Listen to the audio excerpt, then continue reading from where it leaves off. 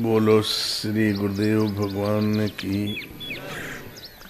ओम जय गुरुदेवम जय गुरुदेव।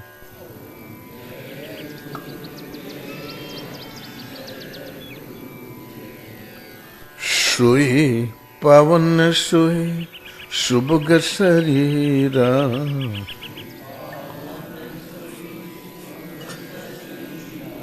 जो तन पाई भजिए रघुवीरा।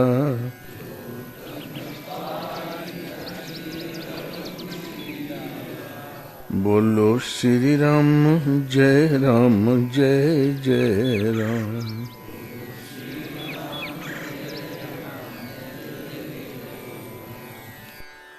ब्रह्मानंदम परम सुखदम केवलम ज्ञानमूर्तिम द्वंद्वातीतं गगन सदृशं तत्त्वमस्यादि लक्ष्यम्। एकं नित्यं विमलमचलं सर्वधी साक्षीभूतं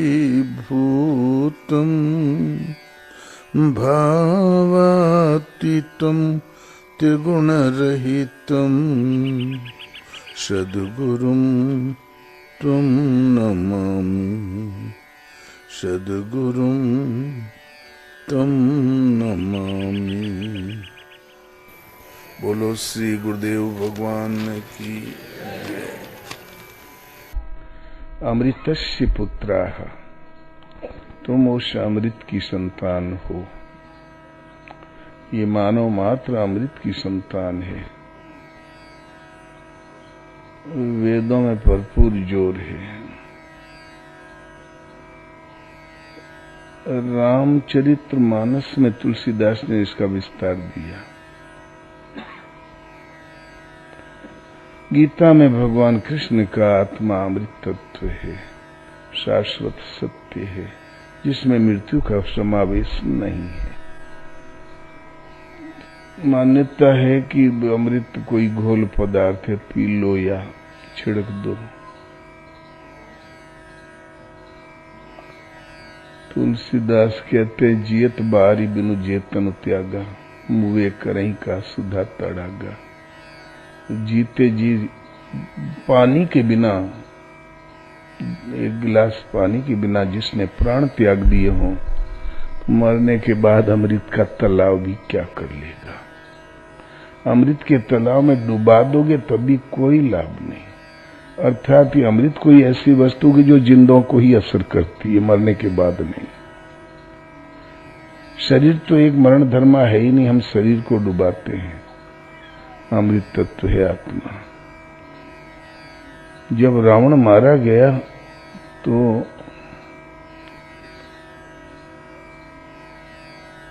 देवताओं ने आके स्तुति किया, प्रभु हम लोगों का उद्धार हो गया, आप कोई सेवा हमें बताएं। तो बोले देवेंद्र, इन बांदरों ने हमारे लिए प्राण त्याग दिए, जरा अमृत छिड़क दो तो जी जाए। तो शुद्धा वृष्टि भई दो दल माही, उठे भालू कपि निश्चर नाही। अमृत की वृष्टि दोनों दलों के ऊपर हुई। इधर बानर मरे पड़े हैं, इधर राक्षस मरे पड़े हैं, सबके ऊपर हुई। सबके ऊपर अमृत छिड़का गया। और उठे भालू कपि निश्चर नाही, भालू और बानर जी गए सब, और निशाचर एक भी नहीं।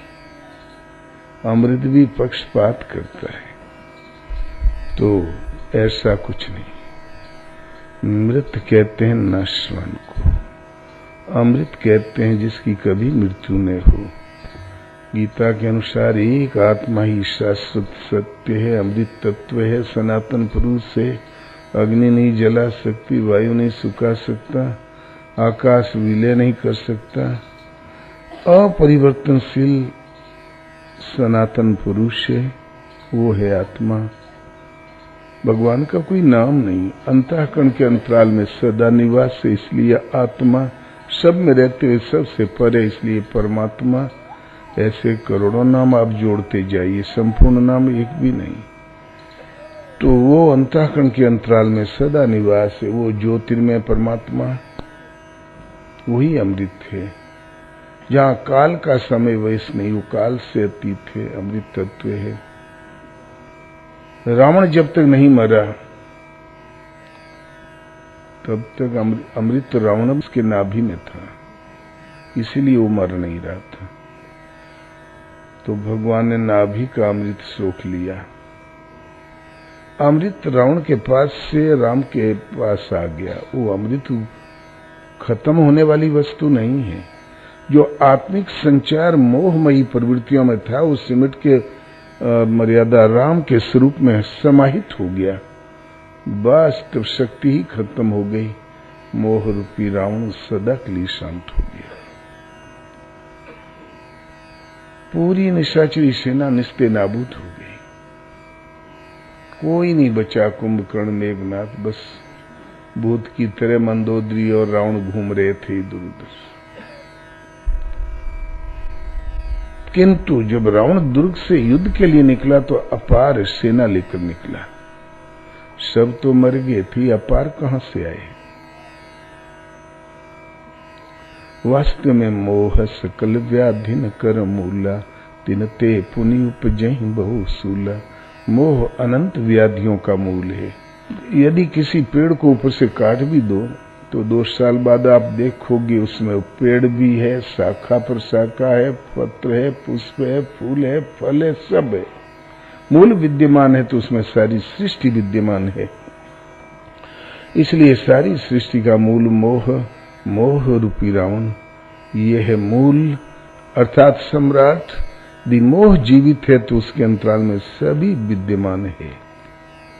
इसलिए रावण जब दुर्ग से निकला तो अपार सेना लेकर निकला, क्यों? उसके अंतराल में सब सूक्ष्म बीज उसमें विद्यमान है। किंतु जब रावण मर गया तो रहा न कुल को रोने हरा, कोई आंसू बहाता जलदाता नहीं बचा। मूल ही कट गया। मोह के समूल नष्ट होते ही अग्नि प्रज्वलित हुई, सीता उसमें गई और लौट रही। योगा अग्नि से परम पराकाष्ठा वाली शांति को प्राप्त कर लेता है। मोह के समूल नष्ट होते ही परमात्मा से भली प्रकार योग माने मिलन। जो संसार के संयोग वियोग से रहित थे, आत्यंतिक सुख है, जिसका नाम परम तत्व परमात्मा है, उसके मिलन का नाम है योग। तो योग एक ऐसी अग्नि है और जिसमें मोह समूल नष्ट हो जाता है। अब कोई अविद्या का, संसार का अंतिम आधार भी खत्म हो गया, मूल खत्म हो गया, तो भला उसमें से शाखा कोंपल कहां से फूटे? तो इसलिए फिर सदा के लिए शांत हो जाता है। मोह के समूल नष्ट होते उस परमात्मा से मिलन का नाम है योग। योग एक ऐसी अग्नि है, इसके प्रज्वलित होते ही परम पराकाष्ठा वाली शांति को प्राप्त हो जाता है। ये नैष्टिकीयम सिद्धि है, यही है शक्ति रूपी सीता। इसलिए शक्ति अग्नि से निकली सीता। पहले जो थी वो केवल प्रतिबिंब कैद था, वो तो अग्नि में ही है। शक्ति परमात्मा की, भला मोह में तो उसकी शक्ति से रावण भी जी रहा है, इतना ही है उसके पास। लेकिन संपूर्ण शक्ति जहां समूल मोह नष्ट हुआ, परमात्मा से मिलन योग, इस योग की अग्नि से परम पराकाष्ठा वाली शांति को प्राप्त हो गए। वो शक्ति रूपी सीता। अग्निदेव ने कहा आदि शक्ति, चिन्मय शक्ति, अविनाशिनी शक्ति। राम सदा आपसे अभिन्न। इसके साथ ही जो अमृत, जो मृत्यु से परे अमृत तत्व है, वो देवी संपद भली प्रकार परमामान हो जाती है। हृदय में जो परम देव परमात्मा का देवत्व अर्जित करती है, वो सुरक्षित हो जाती है। फिर उन देवी संपद में कोई विघ्न, कोई बाधा नहीं। उनको सिंहासन से डंडा मार के भगाने वाला अब कोई नहीं बचा। देवता मुक्त हो गए। तो मृत्यु से परे उस अमृत तत्व का संचार आ जाता है कि वो मिलन योग तो उसी परमात्मा से हुआ। जब उसका संचार होता है तो आसुरी संपद सदा के लिए शांत हो जाती है और देवी संपद भली प्रकार विकसित हो जाती है और ब्रह्माचरणमयी प्रवृत्ति भली प्रकार विकसित हो जाती। ब्रह्माचरणमयी प्रवृत्ति ही बांदरी सेना विकसित हो गए।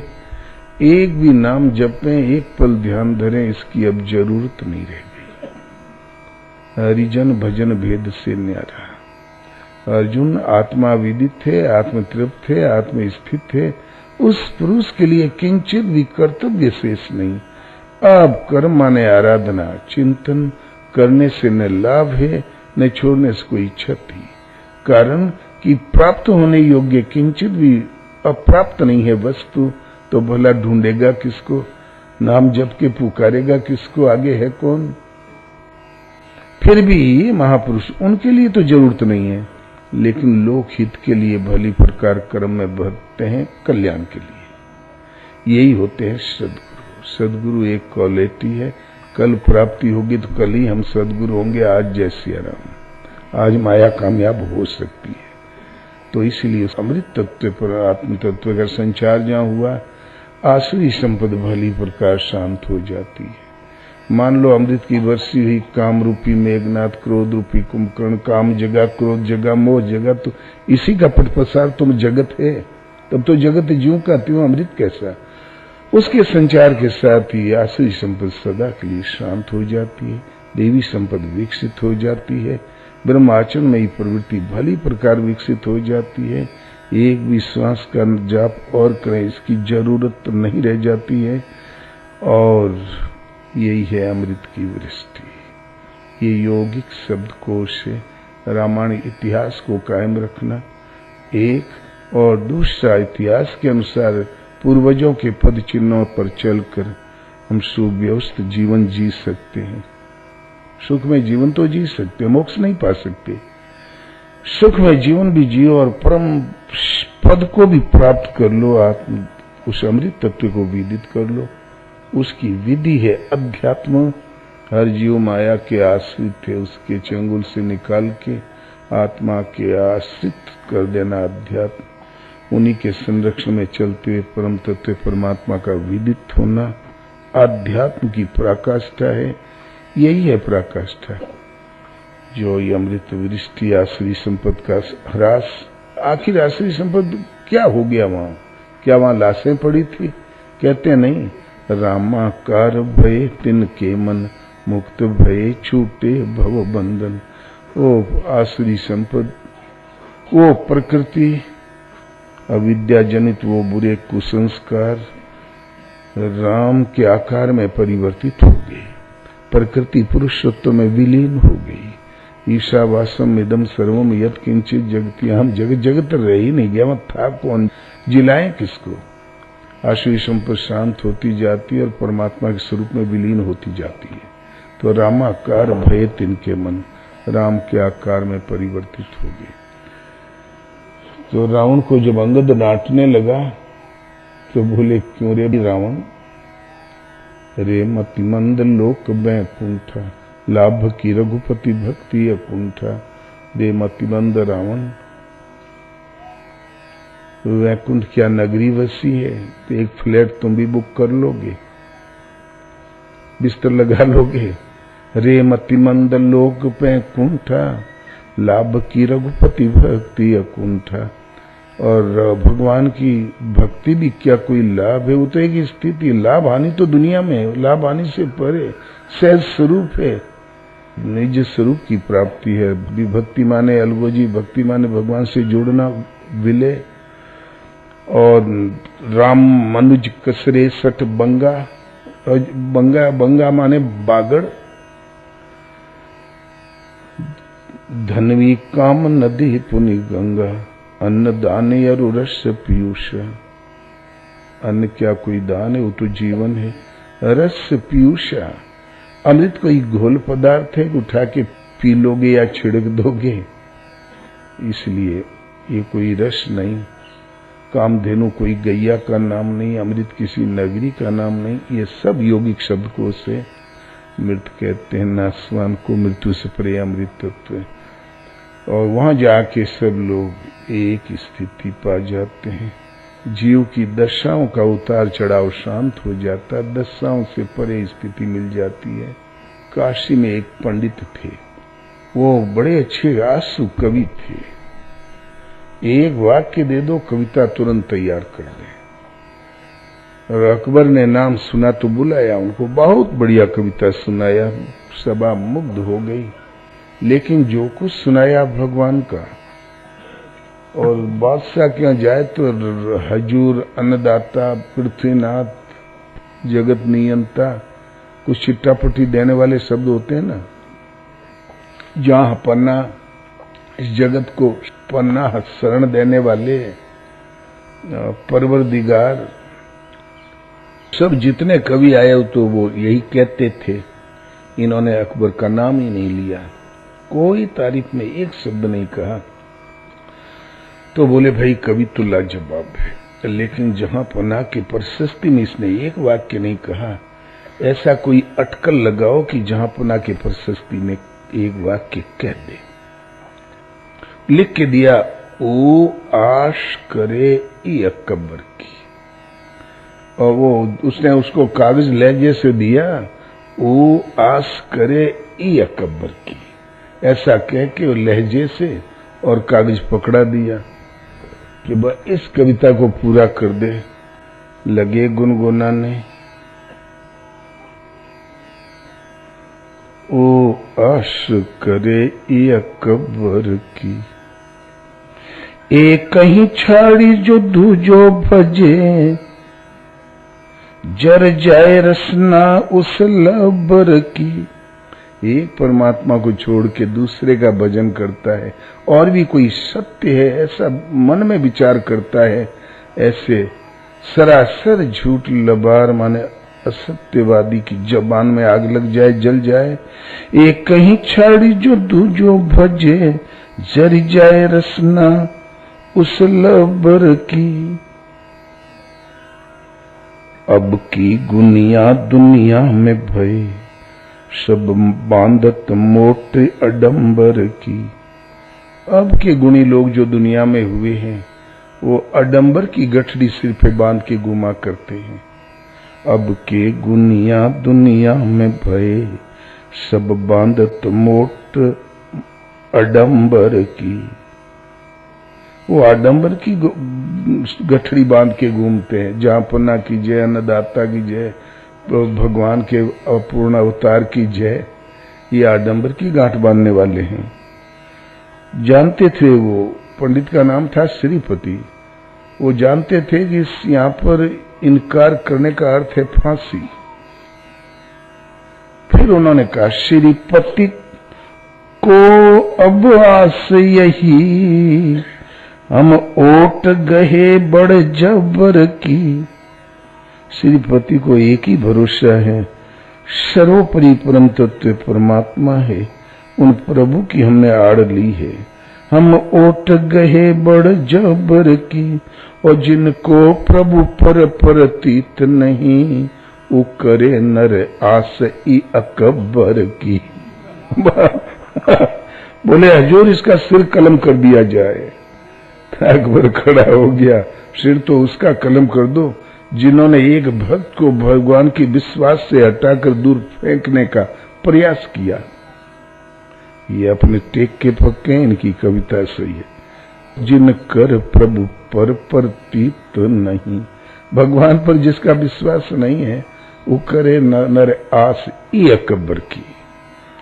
खुश हो गया, हाथी में चढ़ाया, इनाम दिया, विदा कर दिया।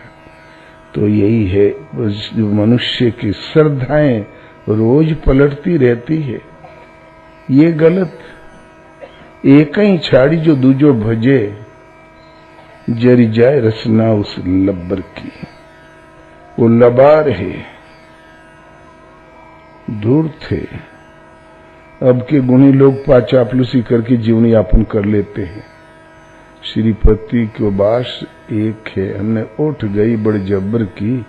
जिनको प्रभु पर प्रतीत नहीं, वो करे नरे आस अकबर की। बस हो गया। या एक मौलवी साहब एक पंडित जी चले आ रहे थे। कौन? एक मौलवी साहब और एक पंडित जी। और अनायास आगे एक नाला पड़ गया, तो बोले भाई तैरना तो आता नहीं हम लोगों को, इधर शेर भालू खा लेंगे, चलो जंप किया जाए, चलो जंप किया जाए। तो बोले नाले की चौड़ाई ज्यादा, हम लोग पार नहीं हो पाएंगे। बोले अपने इष्ट देव का नाम लो और कूद जाओ।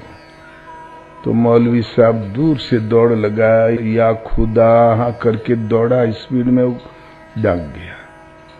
और पुजारी जी सकते में पड़ गए। अल्लाह में ताकत तो है, नहीं तो ये पार कैसे हुआ? और हमें इस वक्त राम अल्लाह से मतलब, पार होने से मतलब है। दौड़े तो हे राम हे खुदा, हे राम हे खुदा, स्पीड हो गई कम, गिरे धड़ाम और बह गए। तो ये राम खुदैया में पढ़ के सब लोग परेशान हैं। ये सब दूर हो जाएगा। अपने ही मूल धर्म शास्त्र को पहचानो, उसका आश्रय लो। वो भगवान के श्रीमुख की वाणी है। भगवान के श्रीमुख की वाणी ही शास्त्र कहलाता है। और मानव कृत होती तो किताबें होती कोई खास नहीं। वो सिद्धांत बनते बिगड़ते रहते हैं। करोड़ों वर्षों में भी प्रभु के श्रीमुख की वाणी में सीख बराबर बदलाव नहीं आया आज तक। वो है गीता। भगवान कहते हैं आदि में मैंने सूर्य से कहा, सूर्य ने महाराजा मनु से कहा, मनु ने महाराजा इक्ष्वाकु से कहा, उनसे राज ऋषियों ने जाना। इस महत्वपूर्ण काल से ये अविनाशी योग इसी पृथ्वी में लोप हो गया। योग अविनाशी, विनाश कभी नहीं होगा। लोग भूल जरूर गए। वही पुरातन योग मैं तुम्हें कहने जा रहा हूं अर्जुन। तुम मेरा प्रिय भक्त और अनन्य सखा है। पहले भी मैं नहीं कहा, आज भी मैं ही कहने जा रहा हूं। ये भगवान के श्रीमुख का सीधा प्रसारण है, अबाध गति से चलता है। गीता के घर घर होने पर कोई धर्म नष्ट नहीं हो सकता, परिवर्तित नहीं हो सकता, भ्रांति नहीं हो सकती, छुआछूत भेदभाव नहीं हो सकता, और हिंदू मुसलमान इससे ही मजहब नहीं हो सकता। पढ़ के देखो ना, सबके पास होनी चाहिए, ले लो। बोलो श्री गुरुदेव भगवान।